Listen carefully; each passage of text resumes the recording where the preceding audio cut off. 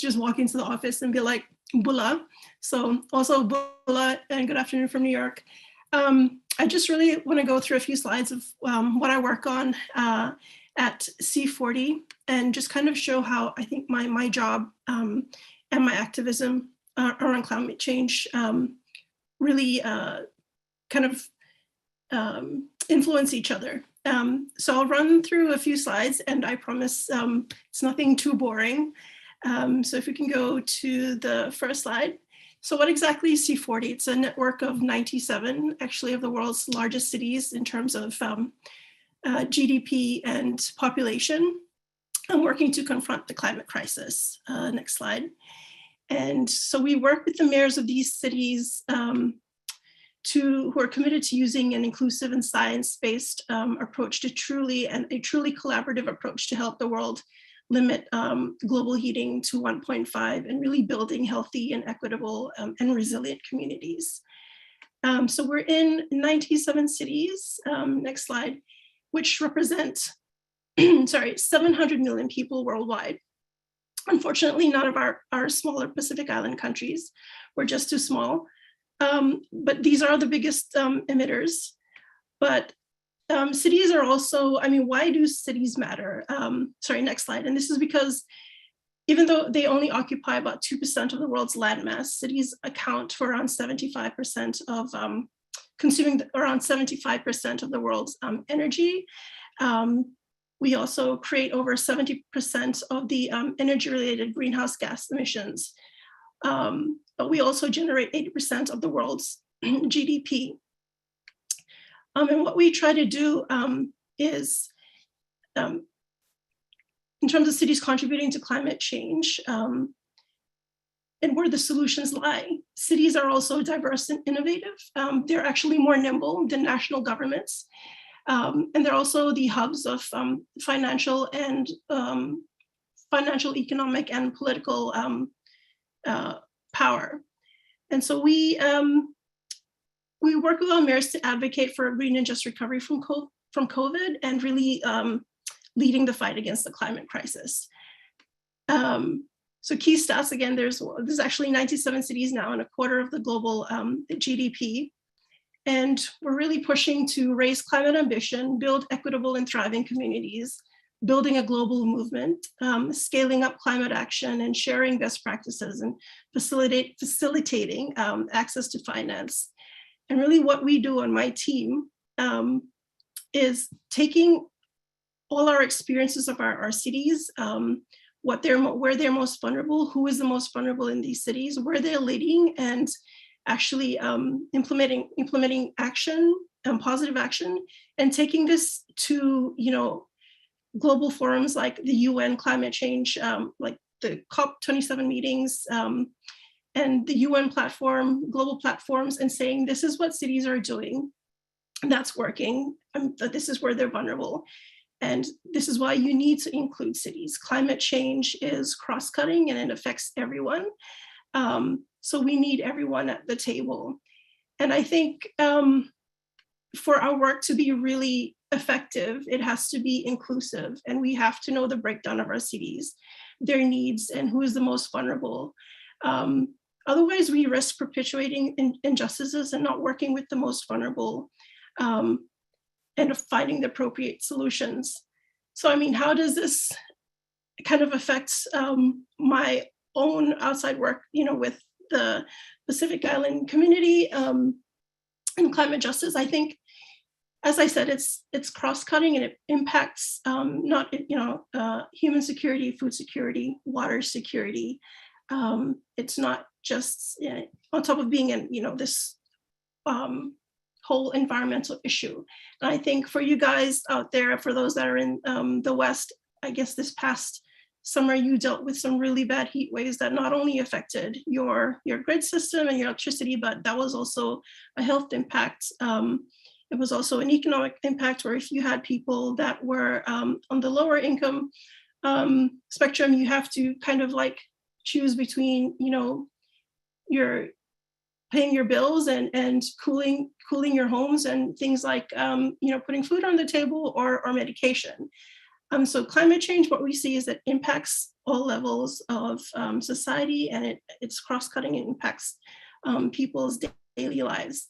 I think what's also really important that we're seeing from my past 10 years working on climate change at the global level is, I think, really important for us to kind of realize is that we as a community come from one of the most vulnerable regions in the world in terms of climate change. So our roots lie in the Pacific, which is the front lines of climate change. And so we are striving to also, here in our new homelands, to not be, well, the most vulnerable. I think that's the goal, right? And so anytime you have, that's why data, is really crucial in representing us. It's crucial so that the policy efforts are efficient and really target the areas that they're meant to, and so that they're effective and yield the results. I think we cannot achieve these without, representative and accurate data. And I think, again, as I mentioned before, when we fail to be inclusive and not have representative data, we risk perpetuating climate injustice. We risk prolonging vulnerability instead of really working toward empowerment and resiliency of our communities. So I hope that made sense and I wasn't just babbling on, but that's really the gist of my work and how it's kind of really influenced my advocacy for climate change and specifically climate change and how it impacts not only our homelands, but us here in the US as well. So thank you for hearing me out. Back to you, Elise. Thank you so much, Ilona. I know, and then also I want to say thank you again to Josie. Josie and Ilona are two of over 135 community leaders who contributed to the development of the NHPI data policy platform. Many of you that are here, although I feel like we would have had more people if our room had more capacity, but many of you that are here participated and contributed to our building of this data policy platform. So as you can see, we have two people that spoke to represent the variety of experience and knowledge from our community.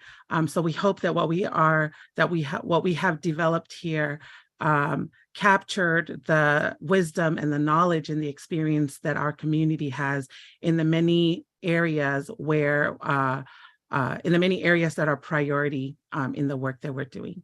So hopefully those that are able to join us on YouTube are excited about this next part where we are actually presenting you with our NHPI data policy platform, which we titled No Health Equity Without Data Equity. This is a project that is funded by the Robert Wood Johnson Foundation under a grant that we titled, and I'll share it here because I think it gives some context to this project, creating the model for data-driven policymaking for Native Hawaiian and Pacific Islander populations in time of pandemic to help promote health equity. So although this project started in the middle of the pandemic as sort of a response to help bring data equity, ultimately the aim is that as a community, we're moving towards greater health equity. Next slide. Today, three of us that are a member of the lab, Carla Thomas, myself, and Calvin Chang, were slated to provide this presentation for you. Carla sends her apologies. She had an emergency this morning and won't be able to join us. Carla so I will introduce her anyway, also to acknowledge her work and her contribution to this project. Carla is currently the Deputy Director at Empowering Pacific Islander Communities. However, she is one of the co-founders of the NHPI Data Policy Lab, and she had just moved over to EPIC about 3 months ago. And so we will miss her in today's presentation, but I know that she is here with us in spirit. My name is Alici Dulua, and I am the project director at the NHPI Data Policy Lab. And Calvin Chang would be following me. And what we will be presenting today, we hope will give you an understanding of what was captured in the data policy platform. Carla's piece I will cover, we'll be talking about the development process of the data policy platform. And then I will go on to share about the framing and the structure of the data policy platform itself. And then last but definitely not least, Calvin will present on the platform content, which includes data policy recommendations and action steps. Next slide. Before I share, I really want to give such gratitude to the home, what we call home, the NHPI Data Policy Lab, which is housed at the UCLA Center for Health Policy Research. Although there are two of us that are presenting today, we represent the work of many others. So I will name everybody here. Of course, you met our fierce leader, Dr. Nines Ponce. We're so lucky to be working under her care and direction and guidance. And some other folks that have been very pivotal and are a key part of our lab is Dr. A.J. Scheitler, Dr. Brittany Maury, who is from UC Irvine, Corina Penaya, who's also a co-founder of the lab and is our community engagement and research director. She is currently a PhD student at UCLA and is in class, so she couldn't join us today. John Greer, Nicholas Pearson are Calvin's colleagues from University of Chicago and our volunteers at the lab. Vanan Tran is a medical student at UCLA and also volunteers her time to assist with our work. Jessica Lee is an undergrad at UCLA, also volunteering her time with the lab. One of our evaluators, Dr. Jacqueline Tran, Tiffany Lopes, who is the Director of Communications at UCLA, and last but not least, Jacob Rosales, who is part of our data analytics team at the center. So as you can see, much of the work that we do seems like it's done, there are a couple of us that are in front of you talking about it, but there's a whole team. And these are just the few that we name, but there's a whole center that supports our work and our growth as the NHPI Data Policy Lab. Next slide. Okay, so why did we do this and what were we trying to achieve with developing an NHPI data policy platform? I know most of you are probably familiar with a policy platform where priority issues, key issues are presented and recommendations are made about policies that impact those issues. We took it one step further, or maybe made it a little bit more specific in that we wanted to develop a data policy platform that is looking at data systems and the policies that build and contribute to data systems, providing recommendations that can help bring data equity for our population specifically. So these are our key objectives, is to develop data-driven, data-centered policy recommendations that are necessary to achieving data equity for our communities. We wanted to understand the issues that are most relevant for our communities, what the data is that currently is available, what data is needed but doesn't exist, whether it's easy or difficult to access the data that is available, and any other impediments to the work that folks are doing around these issues due to the lack of data. And then lastly, we wanted to create recommendations for policies that will address priority issues and the data needs in those issues for our community. So these are the objectives that we took on in developing this process. So having that in hand, we had to go through some administrative processes in order for us to do work that is respected and accountable to the community and responsible. So we created our plan and submitted it for IRB approval at UCLA, which means that what we put in place in our plan has all the safeguards that protects the community, that protects the university, that protects everybody, and make sure that we're doing responsible work. In developing our plan, we decided that our structure of research or collecting information for our community was going to be done through key informant interviews and focus groups.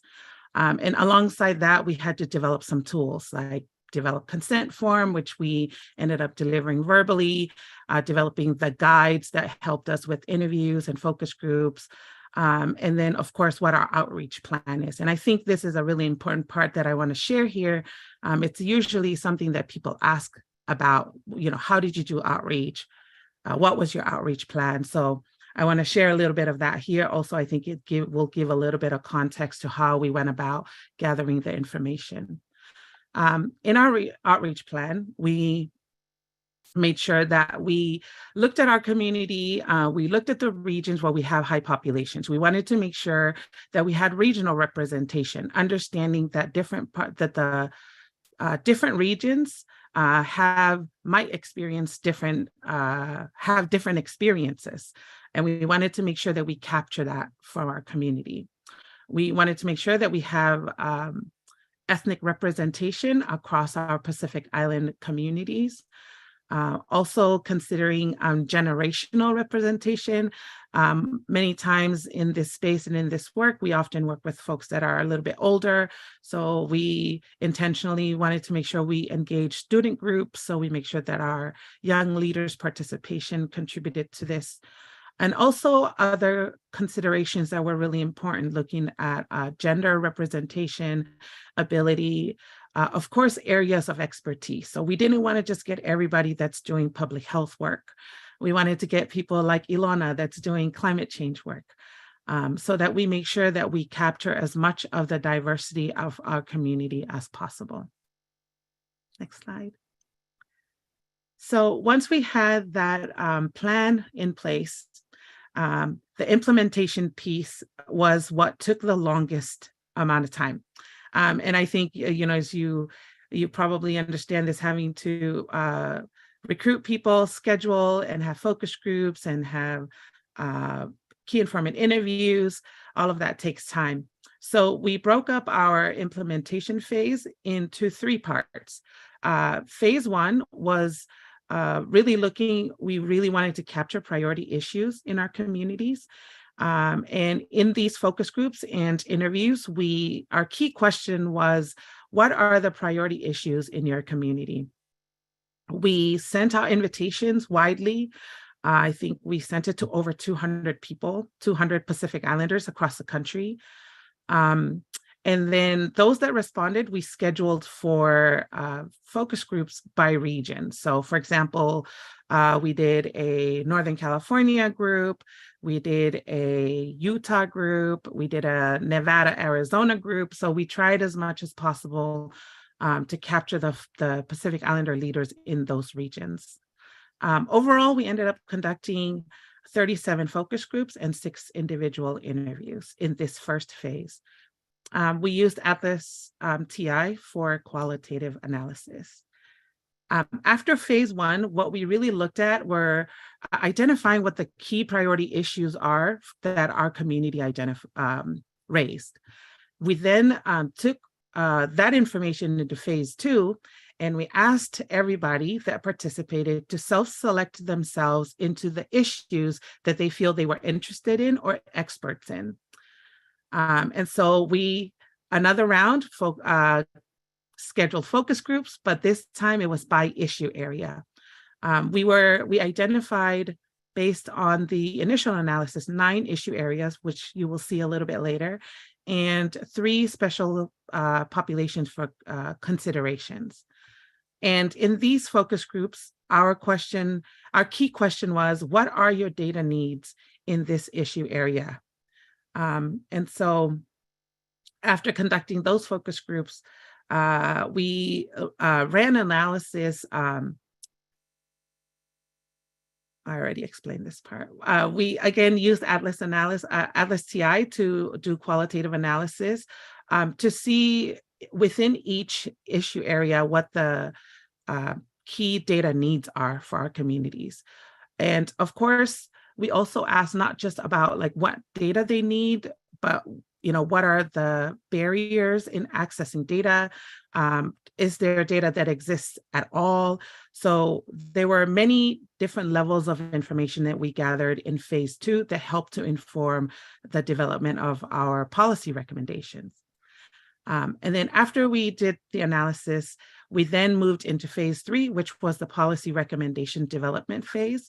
We took all of the information from the first 2 phases and basically wrote up policy recommendations, figured out what's the best way to present it in a way that's helpful to the community, and at the same time helpful for decision makers, policy makers, folks that are researchers, people that touch our data.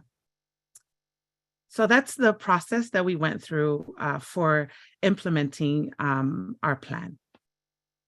So to share a little bit about those that participated, we had 138 Pacific Islanders across the country, including Alaska and Hawaii, that participated. And listed here are all the states that people came from that participated, and also the ethnic groups that were represented in all of our participants. As you can see, we tried as much as possible to have representation of the population of Pacific Islanders in the US.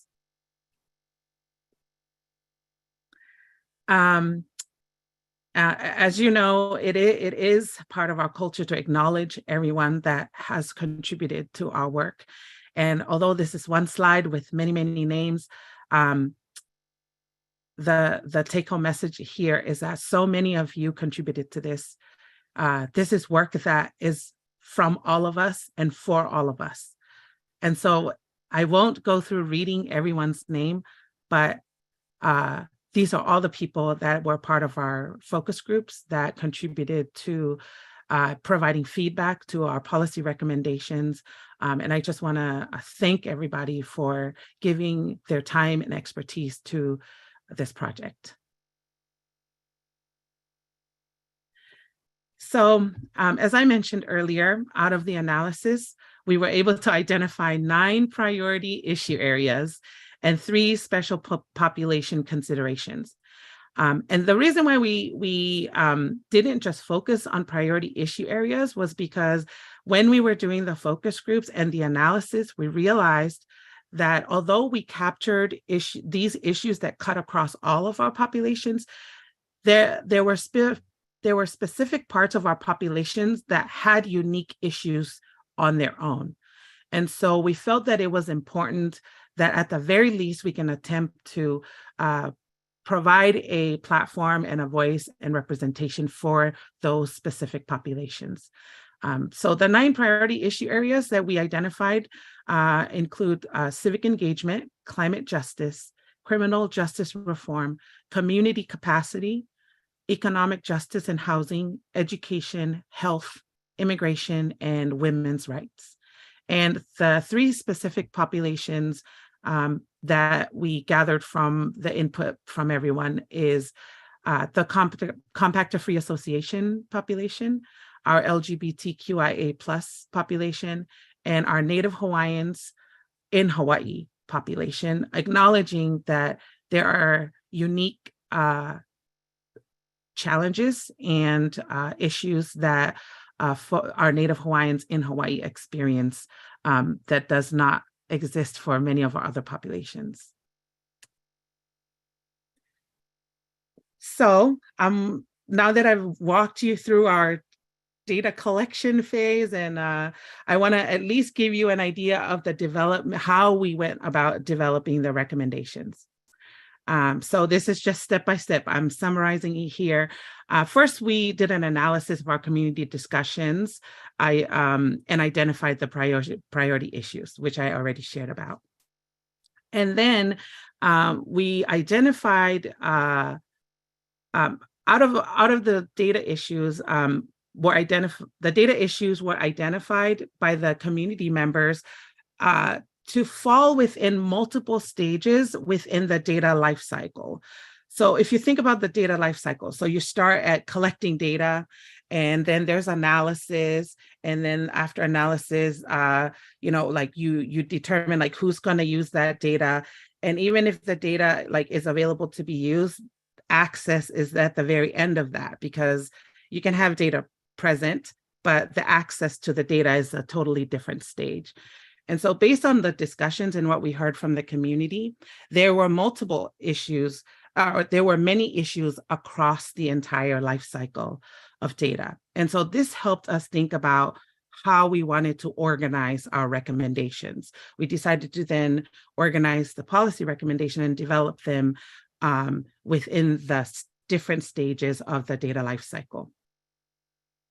Then we consolidated the data gaps and needs that fall under each of those stages.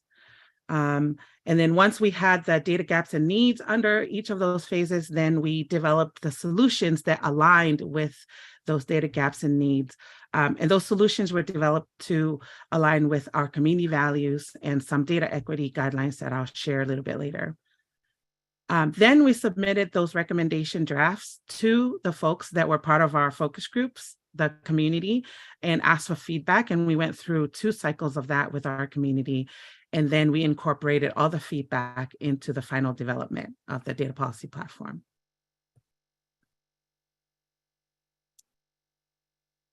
All right. So this is, so then once we, so that was the process, right?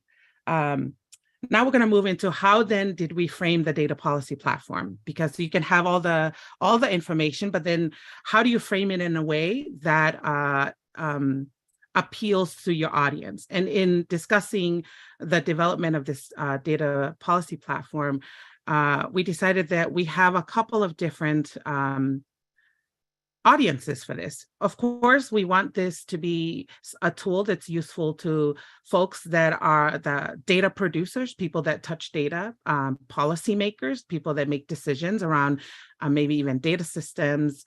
But also our community is also another audience, because our community organizations and leaders are going to be the advocates that will take this information and make sure that they talk to their policymakers about it, that make sure that some of the recommendations that we make may be considered for decision making.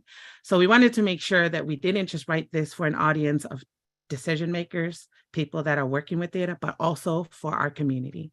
And so with that in mind, we took these 3 key things into framing of the data policy platform.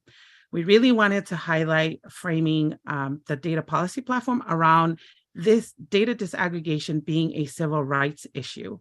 So with the origins of OMB 15 rooted in the civil rights movement, the advocacy for data disaggregation is one of the ways that we ensure that data is available for our community in order to be in compliance, in order for us to measure whether the government is in compliance with civil rights laws. And so we wanted to make sure that that's something that we were taking into account in developing the data policy platform. Secondly, of course, is that it is framed around our cultural values of honoring work that has been done by those that came before us, of being holistic, of having a holistic lens and looking at the world in ways that are interconnected, and also making sure that we're thinking ahead at our future and how we are contributing to building the future of our community. So those cultural values were taken into consideration. And lastly, we drafted some guiding principles which were aligned with recommendations from the National Commission to Transform Public Health Data Systems. This is work that was done by Robert Wood Johnson Foundation and some of their partners. And we took inspiration from that to make sure that anybody that works with our data and our community thinks about these guidelines when they're doing that work. So the first guideline is recognition of historical discrimination and continuing impact on data systems, a commitment to responding to needs of communities with highest disparities, an establishment of community partnerships to guide priorities and approaches, ensuring accurate and sufficient representation of racial and ethnic groups and subgroups throughout all data systems processes, a respect for and responsiveness to cultural and linguistic diversity, and engage community in defining access to and ownership of data. All right, so we actually have a document that will be available digitally online that you'll get to download, and we'll send it out on email. But I want to give you an idea of how we structure it and why we structured it that way. When you take a look at our policy platform, you will see in the key areas of it where we provide our recommendations, it's broken up into pillars. And as I said earlier, these pillars are the stages of the data lifecycle. So first is collection, second is analysis, third is use, and fourth is access. And under each pillar, we explain what the challenge is with NHPI data with regards to each of the pillars. So for example, when you look at pillar number 1, which is data collection, we will describe what the NHPI community faces at this stage of data collection when it comes to data. So we wanted to make sure that front and center, somebody understands, like, so what's the issue here, right? So we present the challenge. And then followed by that are the actual recommendations, which were based on the needs, gaps, and challenges that we gathered from the community. Under each recommendation, we provide some context to why we're making the recommendation. And then some of those recommendations have even more specific sub-recommendations under them. Next. Another feature you will see on the data policy platform is something that came up when we were doing the analysis to capture the different data policy recommendations. What we found was that across all of the 4 pillars, there was always a recommendation about making sure that community capacity is being developed, and secondly, that we utilize community-centered principles. And so what we decided to do, that instead of repeating it all throughout, that we really highlighted it and lifted it up to the top, because we felt like since it was mentioned everywhere, that it must be priority. So you will see in the document 2 bubbles that is focused on building community capacity under that pillar and utilizing community-centered principle under that pillar. Okay. So we have our 4 pillars with all the policy recommendations. And then in addition to that, we also wanted to make sure that we bring as much of our community's voices into the document as possible. So you will find one sheet that covers each of the priority issues and each of our special population considerations.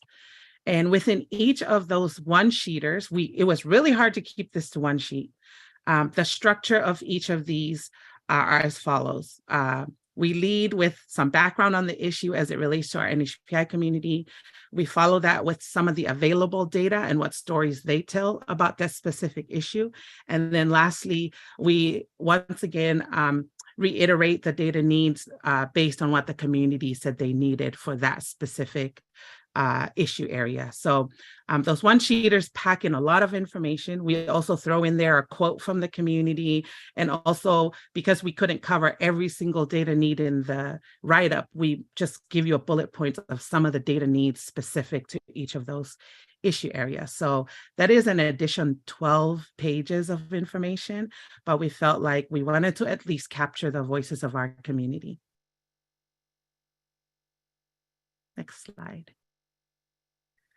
And then lastly, there's so much in here. Lastly is a couple of pages that give some specific action steps. And this is organized by, different entities. And again, this is modeled after work that Robert Wood Johnson and their partners have done around transforming data systems. Where we made recommendations, for example, to some action steps that federal government can take, that state governments can take, that academic research institutions can take, et cetera, et cetera. So we wanted to give different opportunities for useful information to be presented to the community and to policymakers. So I think that's the last of the different features of the data policy platform. And I'm going to hand it off to Calvin, who will give you the actual content of our NHPI data policy platform. Mahalo, Lisi, and aloha mai kaku. So I'll be presenting, as Elise mentioned, an overview of the data policy platform's recommendations. Next slide, please.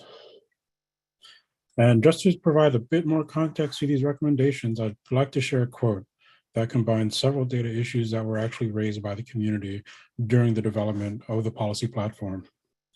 As you can see from the first sentence, the comparison that's being made is between Pacific Islanders and Europeans. And we often see in data sets that white populations are the bar by which other communities are measured by, and progress is measured often by that bar. Well, one of our hopes with this data policy platform is that we can look beyond that, and we can instead state that the goals that we try to reach will simply be to achieve the community's maximum potential. And if that is relative to where other communities are at, that's fine. But I think that this is a paradigm that we are more than excited about moving past. And we can also see that there are quite a few stereotypes that are mentioned within the remainder of the quote. And this is arguably a result of looking at just a slice in time, which is often what data represents, apart from a lot of the historical context and the cultural context by which our communities are familiar with, but many other researchers and those who collect data are not. Next slide, please. And as could be seen at the bottom right of the previous slide, the person who stated that quote was actually an American admiral in the late 1800s. So those stereotypes have been around for quite a while. And our hope is that the data that this data policy platform will be advocating for can help our community challenge those stereotypes and allow us to build our own narratives. And so, as Elise mentioned, the data pillars that we will be using to organize the recommendations today fall under collection, analysis, use, and access, which is inspired mostly by the data lifecycle. And we do recognize that a lot of data lifecycle models will include additional components such as data maintenance and data governance. And those issues do appear within individual recommendations, as we'll see. But we also want to recognize and acknowledge that this document is something we hope to be considered a living document, something that will continue to adapt and change according to our community's needs over time. Next slide.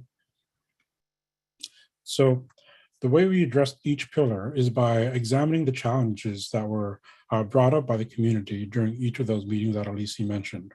And when it came to data collection, by far and above, the most frequent complaint that many of our organizations and community leaders had was the fact that data simply didn't exist for our community, or if it did, it wasn't in sufficient numbers to be reported in and would fail to overcome suppression thresholds, or even when data was reported, it may not have been accurate.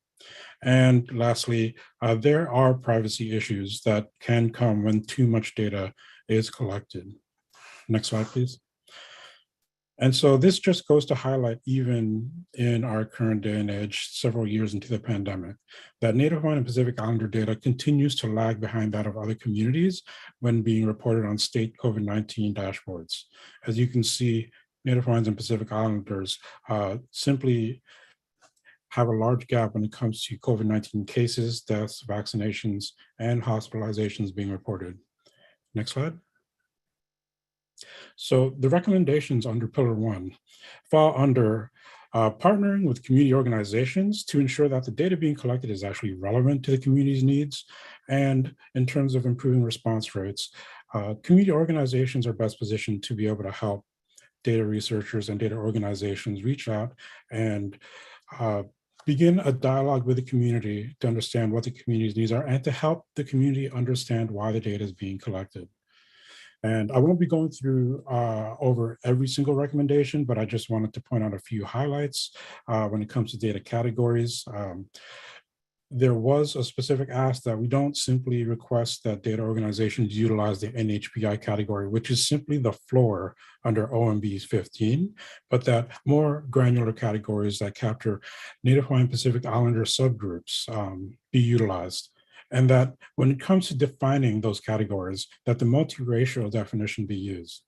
When it comes to the difference in population sizes, especially for Native Hawaiians, who have such a large share of multiracial people in their population, the difference between multiracial and single populations can actually end up doubling the population size and changing how rates are calculated.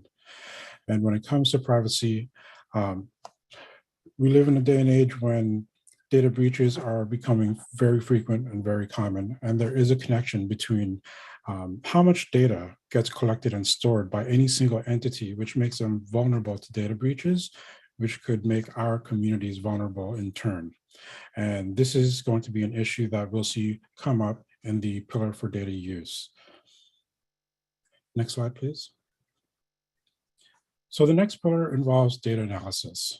And as we saw from the initial quote, we know about the dangers when researchers and data companies attempt to analyze data without the community's participation, and they end up missing the historical and cultural context for our communities. And many fail to realize just how diverse the NHPI community is. Next slide, please. This is just an example from 2008 of an economist from New Zealand who published a report which, again, like the initial quote, simply mirrored a lot of stereotypes and failed to account for a lot of the reasons that these statistics exist in the first place due to colonization. And the dialogue that our communities can potentially have with data organizations in terms of interpreting these statistics could help dissuade, hopefully, some of these researchers from coming to these types of conclusions in which our community does not contribute, when in fact we very much do, especially as COVID-19 showed us in many of the essential industries and workforces around the country. And so the recommendations under the second pillar also involve applying community-centered principles, as Elise mentioned. Relationships really should be invested in with NHPI communities before a crisis hits. A crisis shouldn't be the first time that an agency or an organization reaches out to NHPIs. And as we saw, those relationships also matter in terms of determining the speed by which responses can be had to bring in resources to communities during emergencies and pandemics.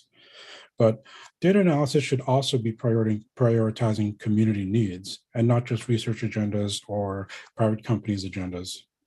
And when it comes to algorithmic models that are spreading throughout various industries, we strongly recommend that these models that have been used for predictive policing or risk assessments that determine whether or not people are eligible for bail, that these be audited for bias, both in the data pipeline, in the analysis, and in the outcomes in which those models are used for.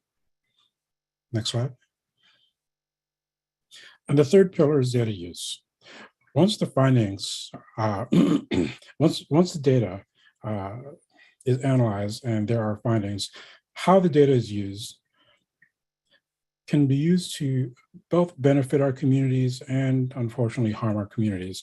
Data is a tool and a resource. And what we found is that there are significant dangers that are worth paying attention to that we should be looking forward at, because if we as a community were to actually receive all of the data that we're asking for, how can we be sure that that data will not be turned against us, like it unfortunately has been towards other communities that do have access to their data? Next slide, please. Some of the more recent risks that can occur if our data is misused can be seen from the recent Dobbs v. Jackson Supreme Court ruling regarding the woman's right to choose. What that ruling did was open up for states the possibility that states could actually subpoena personal data that has been collected by various corporations and unfortunately be used to build cases against individuals.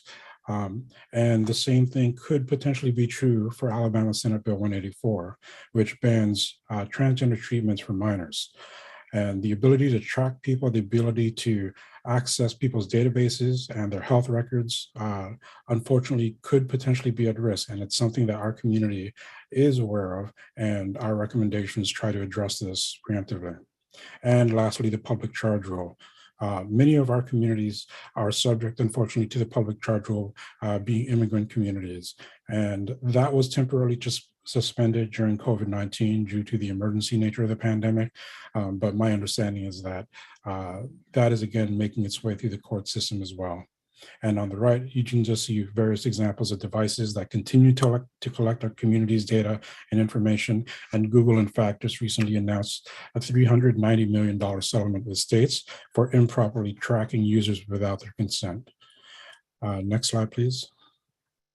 So our recommendations around data use is that the burden of taking action when data is improperly used should be shifted from individuals to the organizations that are profiting or benefiting from our data and that have the resources to actually deal with it on their end. And I think, as all of us knows, if you've ever had to click through a terms of use agreement, informed consent through such methods are certainly inadequate. And it shouldn't be left to our communities to have to look through hundreds of pages of legal documents to know what their individual rights are. Instead, what comes through our recommendations is that that burden really needs to be shifted onto the institutions. And there are numerous legal frameworks which are actually in use throughout the world today that can be looked to as potential models for governing how data is used properly. And lastly, we recommend that there be strong oversight with mitigation authority, which essentially refers to the ability for these models and the data uses to be turned off on a dime if it's found to be harming our communities, and for there to be a community presence on these oversight bodies. Next slide. And lastly, we have data access. What we realized from our discussions is that the data pipeline has a last mile problem. When it comes to actually producing data reports, it's not good enough for our communities to simply have access to an Excel spreadsheet with millions of rows. This needs to be provided to our community members in a digestible format that allows them to see what's most important to them. And what we saw during the pandemic were many dashboards that were extremely complex that threw out every possible data point out there. But that made it extremely hard for our communities to focus on the information and data that they needed. So what came up during our conversations was people were limited in terms of the utility of these dashboards and visualizations because they were too complex. Accessibility was an issue. Many of our elders may not have easy access to broadband and could use paper formats for a lot of these reports. But also, the design choices, even as simple as font size, could make a huge difference in terms of allowing some of our elders to be able to access this data as well. Next slide, please. And so our recommendations are based around those concerns that the community raised with us. In terms of designing data products, there should be accessibility at the forefront of priorities. Making sure that the data is accessible in both physical and digital copies. What we heard is that despite the proliferation of a lot of data tools, one of the most widely used resources is a demographic profile that is almost 10 years old at this point, but is still widely used simply because it presents information in a way that is user-friendly for our community and prioritizes the issues that our community wants to see. And then when it comes to access, we also have to balance that with privacy, as we already saw, but there should be allowances and flexibility under emergency circumstances. For example, when COVID-19 hit, LA County did not want to provide us with data because we didn't meet their reporting thresholds. But that also meant that our community would remain invisible when we knew that cases were spreading fast. And so LA County was actually willing to be flexible and lower those thresholds temporarily for this specific issue to allow us to see how badly COVID-19 was hitting our community early on. And that enabled our community organizations to seek resources potentially earlier than they would have. And lastly, it's difficult to locate NHPI data. So much data is hidden across reports that include so many other measures and so many other communities.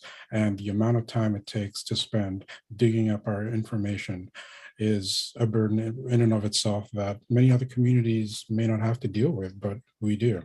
And so what we advocate for is a centralized portal that will allow us to quickly and easily access data on our communities in a timely fashion.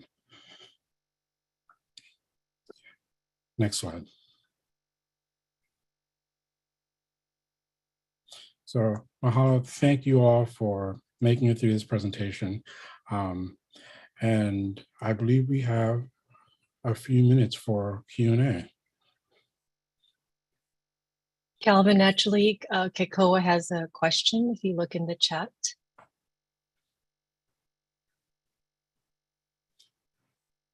I can read it. Thank you, Keiko, for sending this. So the question is, I'll just read the last part of it. Can these pillar recommendation results be leveraged by NHPI CBOs to argue for org funding and other NHPI community health funding initiatives? Yes, that is one of our hopes, that this is a document that can be used in advocacy work moving forward. I think it strengthens advocacy arguments, being able to show that this is a document that doesn't just represent the needs of one particular person or organization within a small geographic area, but represents strength in numbers due to the process that we use in order to produce this. And so I believe policymakers are much more willing to listen to these types of recommendations when they know that many community members stand behind these recommendations with a united voice. Thanks, Calvin. There's another question here that I'll read out. But as Tiffany said, if you'd like to ask a question yourself, you can save us our voice, and you can raise your hand and ask it and unmute and ask. But before I get to the question, I want to just acknowledge Dr. Tina Kao from Robert Wood Johnson Foundation. She's our program officer for this project and has been an amazing advocate in the work that we're doing in providing us insight and guidance along the way. So I just want to say thank you, Tina, for being here. I don't know if you're okay. I don't want to put you on the spot. We're known for doing that. But if you'd like to, oh, there you are. Tina, thank you so much. I'm just so honored to be able to work with you guys on this. It's such a much needed area that needs to be funded, and support for a population that just truly is invisible in many ways. So thank you all for your work, and thanks to everyone on this call for both participating on the webinar, but also for your support in informing the platform. It's just been such an honor to be a part of this.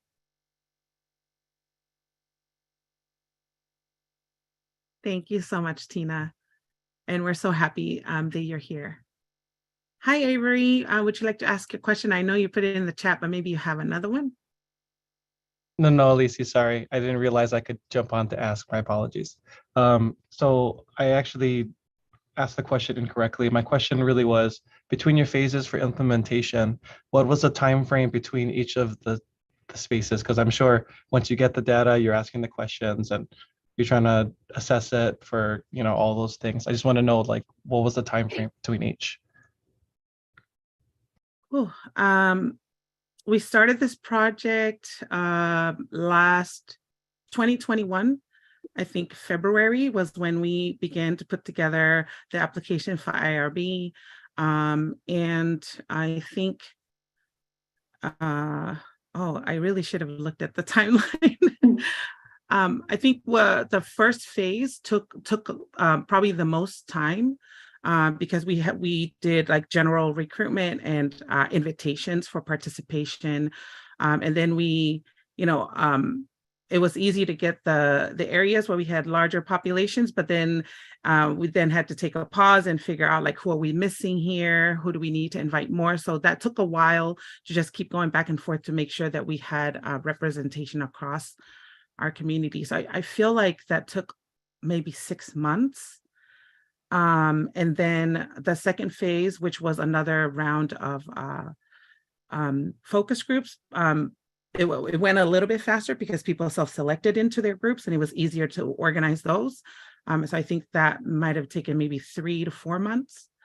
And then our phase 3, we went digital. We were supposed to gather people again, but it's hard to get into people's schedules. Everybody's so busy. So we did 2 rounds of feedback over email. So we sent out the recommendations and people provided their feedback, sent it back, and we would work on it, send it back again with a fuller draft of the policy platform. So that I feel like that took maybe like 4 months. This past 4 or 5 months was the actual like writing of everything. And there are many iterations of this. So I hope that helps. Wonderful, thank you.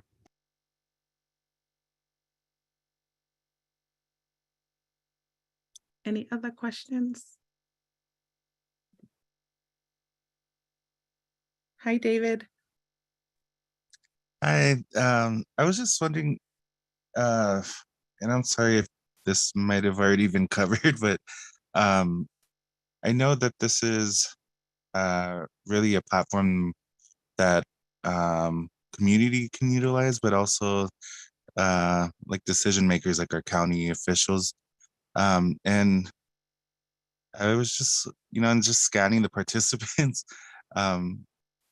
I was just wondering, does the Data Policy Lab, are you all willing to foster discussions if we are able to link you to our county officials?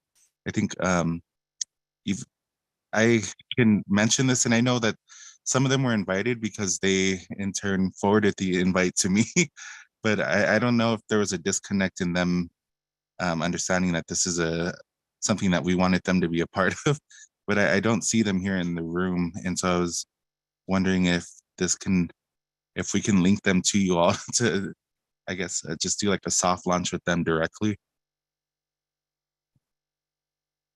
We would love that opportunity. Naturally, it is the next part of this work is to get it out there and make sure that it's useful.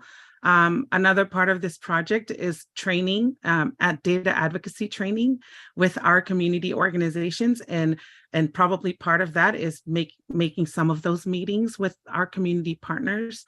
We don't want this to just be something that sits on in your hard drive and just rusts there. We want this to be useful to your work, to our community. So the next part of this is data advocacy trainings that we hope will help build capacity for our community partners, but also where folks can utilize the lab members in having these conversations with your policymakers.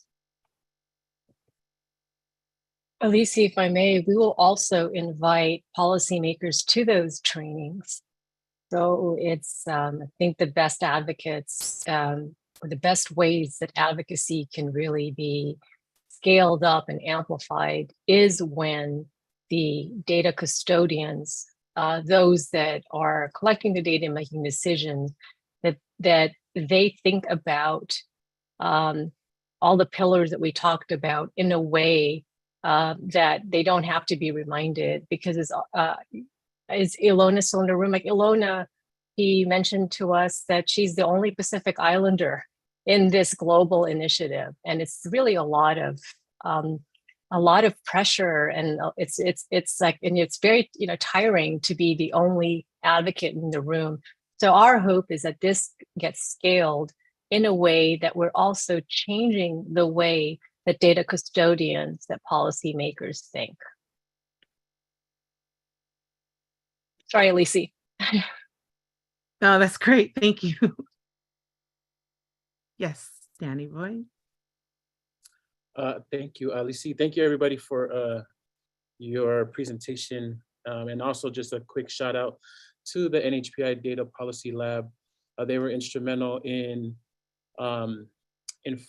informing how we did our research here in San Francisco with our little community-led needs assessment, and played a pivotal role in helping us prepare to get ready for that. And so just thinking about how we are in the phase of implementing our recommendations and even strategizing on how we can utilize those recommendations to carry them further beyond us and our capability, and thinking about the work that you all are doing. How can we think about your recommendations in relation to our recommendations to, I guess, sort of elevate both, and put yours into practice with ours. Just thinking from like a, thinking about this, the CBO level, of like programming level to like maybe the advocacy level. Sorry, I hope that makes sense to that question. You want to answer that, Kelvin? Or Ninez? Or anybody here from the lab? I think I'll let Calvin answer, but that's such a Carla question, right? If she was here, she could, totally address all the levels. I think this is why we need your voice and your help in thinking about how to, what's the most effective way at different levels, and also to make sure we thread those levels.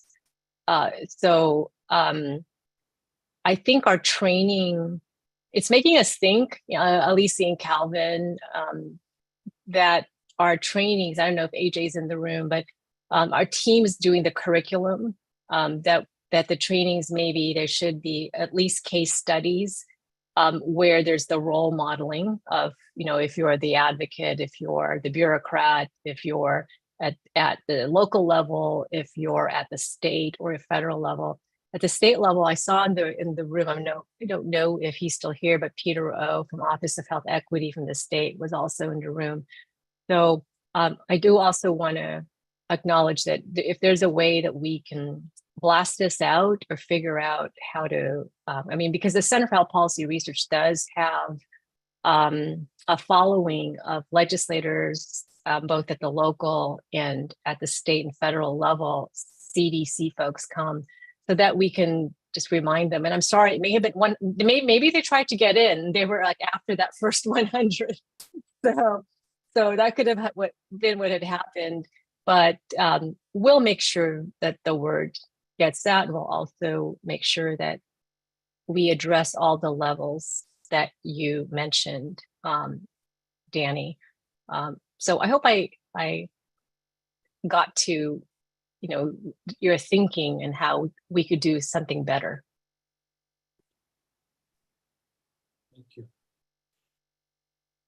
If I could just add to that, one thing that we also want to make sure to recognize is the Data Policy Lab is certainly not the first NHPI organization to do work around data advocacy. Everything that we do has been built off of what our elders have done, especially those who advocated for disaggregating agents from Pacific Islanders when OMB was revised back in 1997. And even farther than that, those who participated in the civil rights movement. And so what we have been hoping to do is to synthesize what lessons we can in terms of applying those lessons to today's climate. And I think that there are specific steps that our organizations can take at various levels to use data for programs, for evaluations, for research. And I think what we're also seeing is our communities have been underinvested in for so long and looked over by so many funders and agencies that I think one of the first steps, and also this was brought up during our meetings, is that we need to start really bringing to attention that underinvestment so that we can help bring in funds to build organizations' capacities that can pay for staff that will have the time during the day to build relationships with health agency staff, with legislators, with researchers, and that will create bridges. And that's what we as a community are good at, building relationships, but we need the resources to go to do it. And so I think that's one of the initial first steps that could really open the floodgates towards being able to use data more broadly. Thank you so much, Calvin. And I'm really sorry we are upon the time now. And I know, Nancy Glass, you had a question, but maybe I can take it offline after this. But I just want to say thank you with so much gratitude to all of you for being here, to everyone that's not here, but has contributed to the work that helped to develop the data policy platform. Just please extend our thank you to all of them also. We look forward to continuing this work with you. And with that, I'd like to ask one of my mentors, Miss Nani Wilson from Asian American Recovery Services in San Francisco, to bless our way out. Thank you so much, Elise. Thank you, Calvin. Thank you, everyone, for this beautiful afternoon of coming together. I think we need to take a deep breath. It's a lot that we absorb. So let's all together as a village, just take a deep breath in and exhale. Take another deep breath in and exhale. One more, breathe in and exhale. I hope you felt those tingling feelings inside your body and soul from all that beautiful information that has connected us to our ancestors as we continue to create pathways for our future generations. We are here. We are not going anywhere. We are going to continue to move these concrete rocks out of the way to lay ground so that we can continue on this journey and path together. We have to do it together. There's no other way. We can no longer be overlooked. We have to raise up our voices. Thank you so much for all of the work you are doing. Many of us don't always bridge data and storytelling, but it's important that we do, because we do have to bring policymakers here to know the need of our community. So thank each and every one of you for continuously being a light, thanking our ancestors, and for our young ones who will follow. Please have a blessed day. Thank you again to the lab, all the great work you are doing. We appreciate all of you. Our heart is good, and we will continue to move forward. Thank you for the mana you bring to this space. Happy Wednesday, everybody. Thank you.